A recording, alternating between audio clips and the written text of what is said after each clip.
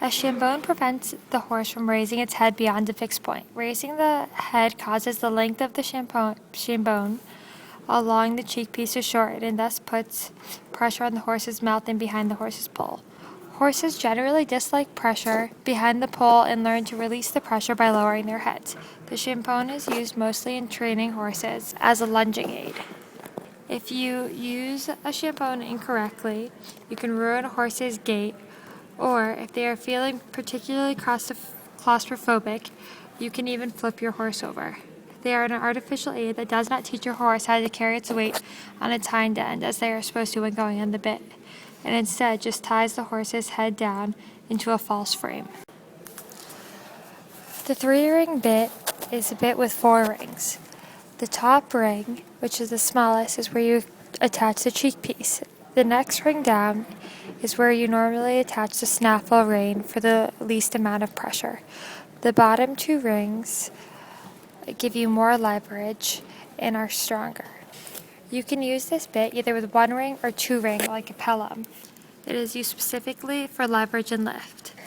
Leverage when you pull back on one of the lower rings with the reins. The top ring levers forward and pulls the cheek piece down, which applies pressure to the horse's poll and forces him to lower his head.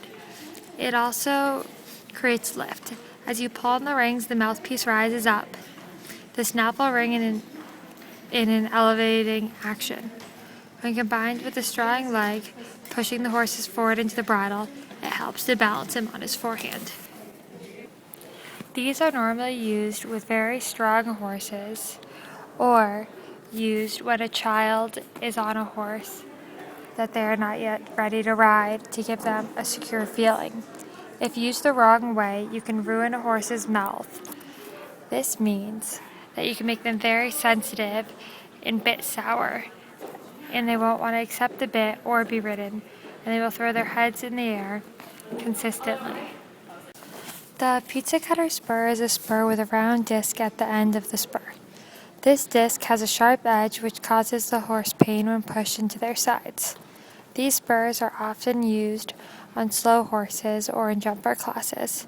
When repetitively jabbed into their sides, it causes gashes and sores, which are uncomfortable for the horse and are now banned in the show ring.